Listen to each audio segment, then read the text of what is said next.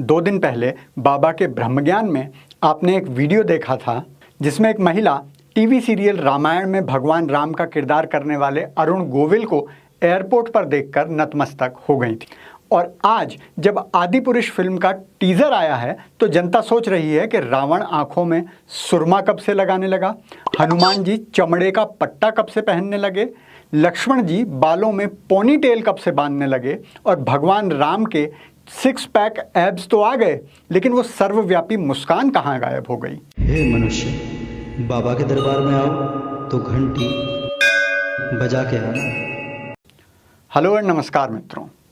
किसी दिवंगत आत्मा के बारे में ऐसा कहना तो नहीं चाहिए, लेकिन अगर दारा सिंह जी आज जीवित होते तो आदिपुरुष फिल्म बनाने वालों को पटक पटक कर मारते।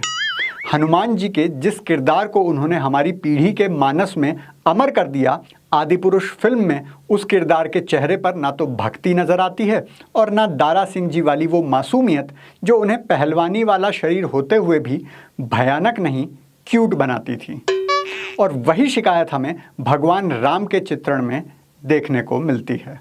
भगवान राम के रोल में अरुण गोविल हों या भगवान कृष्ण के रोल में नीतीश भारद्वाज, उन्हें जो अविस्मरणीय बनाते थे वो थी उनकी मुस्कान, चेहरे का तेज और भव्यता और दिव्यता का मिश्रण जो उनके व्यक्तित्व और चेहरे से झलकता था। प्रभास ने बाहुबली में बहुत अच्छा काम किया था और एक राजा की भव्यता के साथ साथ एक योद्धा का शौर्य भी उसमें नजर आता था। लेकिन बाहुबली के बाद ना जाने उसके चेहरे को क्या हो गया। क्या ये ज़्यादा जिम जाने और बॉडी बनाने के लिए आर्टिफिशियल दवाओं के सेवन के कारण है या ज़्यादा शराब पीने से, ये तो पता नहीं। पर साहो जैसी फिल्म में भी उसके चेहरे में हीरो जैसी कोई बात नहीं लगी। इस फिल्म में भी पूरे टीजर में प्रभास के चेहरे पर कभी मुस्कान नहीं दिखी। ठीक है, वो युद्ध क्षेत्र में है, लेकिन भगवान राम के युद्ध क्षेत्र के फोटो भी आप देखेंगे तो उनमें एक दिव्य मुस्कान आपको देखने को मिलेगी। यहाँ वो गायब है। और फिर आता है रावण। सैफ अली खान के तो क्या ही कहने। जब ये टीजर आया तो लोगों ने कहा कि ये रावण नहीं, तैमूर या गजनी जैसा कोई जिहादी लग रहा है। मैंने भी सोचा देखूं ऐसा क्या कर दिया। देखकर लगा तो मुझे भी, लेकिन कारण समझ नहीं आया। गोल सफ़ेद टोपी तो पहनी नहीं थी।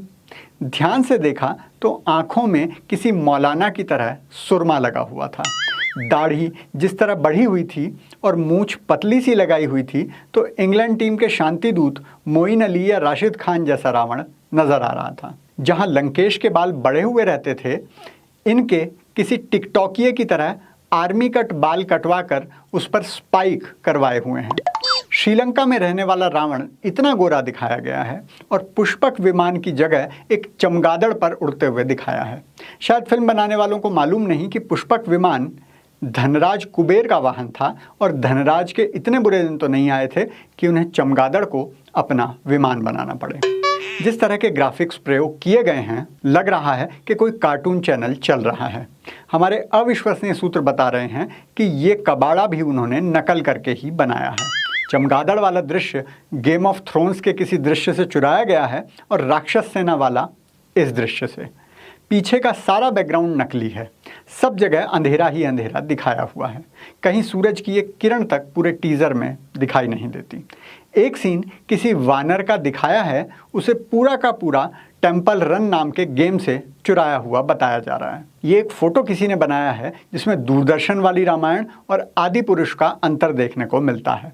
इसमें पहला अंतर आपको नजर आता है कि जहां भगवान राम, लक्ष्मण और बजरंगबली के मस्तक पर गेरुआ तिलक चमक रहा होता है, वहीं आदिपुरुष में हल्का सा लगा हुआ तिलक ढूंढना पड़ रहा है। कराचीवुड की परंपरा को देखते हुए सबसे बड़ा तिलक रावण यानी विलन ने ही लगाया हुआ है।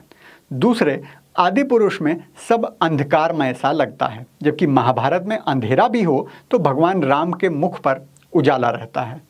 कुछ लोग ये भी कह रहे हैं कि 35 साल पहले बनी रामायण से इसकी तुलना करना ठीक नहीं है। तब समय अलग था, कला का तरीका अलग था, अब अलग है। चलो 35 साल नहीं, इसकी तुलना अगर हाल ही में आई RRR के रामचरण से कर लें तो भी अंतर स्पष्ट हो जाता है। रामचरण की बॉडी अच्छी बनी है, लेकिन वो किसी पहलवान की नहीं लगती। फिर भी वो अल्लूरी सीतारमन राजू का किरदार करते हैं जो भगवान राम के अंश स्वरूप में दिखाया गया है, तो भी चेहरे पर वो तेज और भाव दोनों ही देखने में जमते हैं।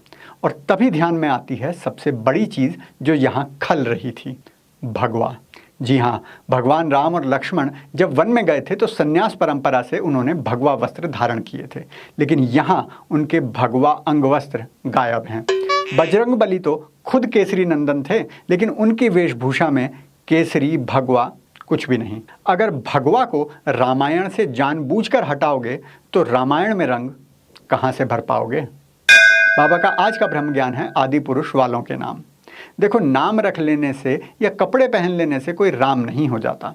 यूं तो रावण ने भी सीता को साधु का भेष भरकर उनका हरण किया था, और जब कपड़े और देखने में ही ये सब नकली लग रहा है तो सोचो फिल्म में कैसा लगेगा। कुछ इस पुलिस इंस्पेक्टर की तरह जो उत्तर प्रदेश के फिरोजाबाद में टोल टैक्स बचाने के लिए देखो क्या कर रहे थे। क्या नाम है तुम्हारा? मुकेश यादव। कहाँ के रहने वाले हो तुम? गाजियाबाद। गाजियाबाद के रहने वाले हो। इंस्पेक्टर कब भर्ती हुए थे तुम? नहीं हुए? फिर तुम वर्दी क्यों पहन के चलते थे? वर्दी पहन के नहीं जा रहा था। क्या करते हो? कार क्यों रखते थे इंस्पेक्टर का तुम? कार टोल टैक्स के लिए। टोल टैक्स बचाने के लिए? जी। तुम्हें नहीं पता है कि क्या होती है इंस्पेक्टर वगैरह की पद वगैरह? तुम्हें नहीं पता कैसे भर्ती होते हैं पुलिस में? नहीं पता था। तो वैसे ही बन गए फिर तुम पुलिस वाले? हाँ जी। क्यों बन गए? ऐसे टोल टैक्स बचाने के लिए। टोल टैक्स बचाने के लिए बन गए हैं? ठीक। अगर आप भी इस आदि पुरुष को पोगो चैनल पर भेजना चाहते हैं तो कृपया बॉलीवुड ऐप को प्ले स्टोर से डाउनलोड करें, क्योंकि खुशियां बांटने से बढ़ती हैं।